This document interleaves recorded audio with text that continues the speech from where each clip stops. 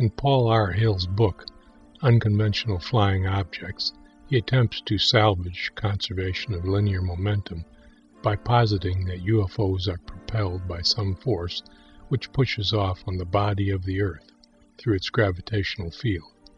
The term anti-gravity is only applicable to devices which do this. Thus, no matter the rate of vertical takeoff, the Earth is propelled in the opposite direction, imperceptibly taking up a balancing negative linear momentum. Hence, travel between solar systems would still obey Tsiolkovsky's rocket equation, which is simply a restatement of linear momentum conservation as applied to the continuous ejection of an exhaust propellant. Unfortunately, there is a logical problem with pushing off on the Earth with a constant force. It produces a constant rate of acceleration, wherein the kinetic energy of the craft in the first second is only 1/4 of the total kinetic energy of the craft after 2 seconds. Let's state the problem more explicitly in an example. We'll perform our hypothetical experiment on the Moon so we can disregard air resistance. The mass of the Moon is 7.35 times 10 to the 22nd kilograms, and our craft will be 10,000 kilograms. Then, a 100g acceleration of our craft will obtain a velocity of 980 meters per second after 1 second, and 1960 meters per second after the next second. Correspondingly, to conserve linear momentum, the Moon must have a velocity in the opposite direction of 1.3 times 10 to the negative 16th meters per second, and in the next second, its velocity must double to continue to conserve linear momentum, and that comes to 2.6 times 10 to the negative 16th meters per second. At this speed, the Moon will travel only about 3 meters in 300 million years. Truly, this is an imperceptibly slow speed. Now, let's check out the kinetic energy of each body. Bear in mind that, unlike momentum, kinetic energy may go off in unequal parts. The kinetic energy of our craft for each second is 4.8 billion joules in the first second, and 19.2 billion joules after 2 seconds. That is, of course, exactly 4 times more as after the first second. In other words, we have acquired 3 times as much kinetic energy in the second as we had accumulated in the first second. The Moon, for its part, only acquires about 2.5 times 10 to the negative 13th joules in the first second, and 1 times 10 to the negative 12th joules after 2 seconds. This is a truly small amount of energy, a trillionth of a joule, or far, far less than the energy of mosquito spit, if you can measure that. So the Moon takes up effectively just about none of the energy of the craft's acceleration when used as the propellant.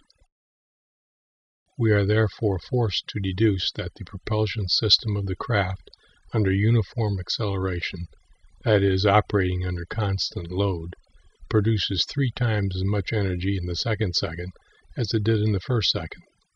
This is a logical absurdity. Normally, an acceleration is subject to parameters which vary with the object's velocity. For instance, in an automobile, when you accelerate, the gear you are in becomes less effective with increasing speed, so that you must generate more energy in each passing second to obtain the same velocity increase. When a rocket takes off, it ejects propellant carrying away energy, and must propel the propellant as well.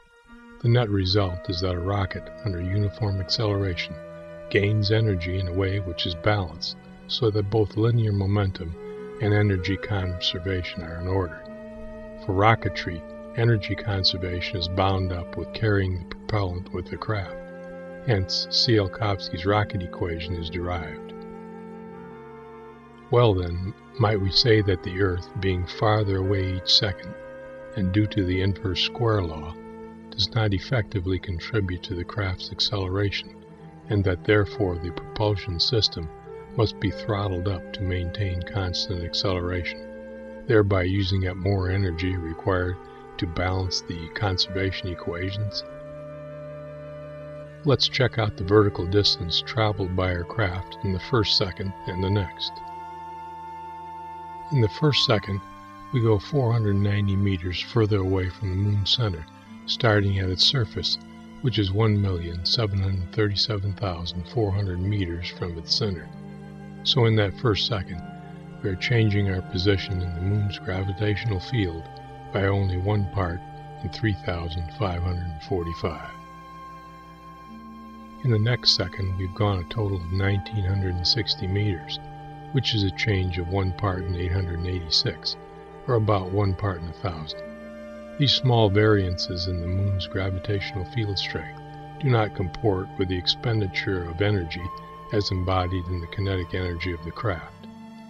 That is, why should we have to increase the kinetic energy of the craft by 300% when the field strength of the Moon has only decreased by about 1/10 of 1%. All the foregoing doesn't necessarily mean that you can't push off on the Earth's gravitational field. It just means that if this is what UFOs do, and if energy conservation is not to be violated, the Earth's gravitational field must permanently weaken such that the potential energy lost compensates for the energy gained by the craft. And conversely, the gravitational field must strengthen when such craft decelerate. And this compensation must occur also when the craft propels itself laterally in the Earth's gravitational field. And this must be true for every object which obtains velocity in the Earth's gravitational field. They must all gain energy by virtue of velocity in any direction from the Earth's gravitational field diminishing, and release it back into the field when they decelerate. Unfortunately, systems on Earth which are measured to obey linear momentum and energy conservation do not have an excess energy which came from the Earth's gravitational field. That is, no experiment validates moving objects gaining perceptible energy from the gravitational field. There is no unaccounted for energy in any experiment now known to mainstream science. For this to be so, there must be some astounding new physics to discover related to the gravitational interaction, unlike anything currently known in physics. Pushing off on the gravitational field as a propulsion system fails by way of reductio ad absurdum, and appears to be logically invalid in the light of extensive experimental evidence. If Tsiolkovsky's rocket equation is still valid, along with the conservation laws, it means that travel between stars is problematic. To me, the behavior of aliens is too cavalier for them to have had much trouble getting here, and the presence of multiple species of aliens indicates that they don't have great trouble traveling such tremendous distances. Therefore, I don't believe flying saucers are doing anti-gravity as a means of propulsion. They are doing something else. The only thing left that would have a foundation in physics, rather than in psychology or mysticism, is a reactionless drive mechanism such as the one I proposed. It doesn't seem to work either, but something must work because they appear to be doing it. There must be some way to assemble matter whereby linear and angular momentum and energy conservation are violated, which nature never duplicates, but which man and aliens can and do. There are devices similar to this state, things that we make that nature doesn't, things like Rolex watches and Chevy Tahoes and the like. In all the universe, there is not to be found a single naturally occurring Rolex watch. I believe the aliens do their fantastic maneuvers so that we will see them and realize that we can do this as well. Certainly, if there were no reports of UFOs and their attendant impossible flight characteristics, I would not spend a moment on the idea of a reactionless drive mechanism. For all evidence accumulated in the past 200 years indicates that this is simply impossible.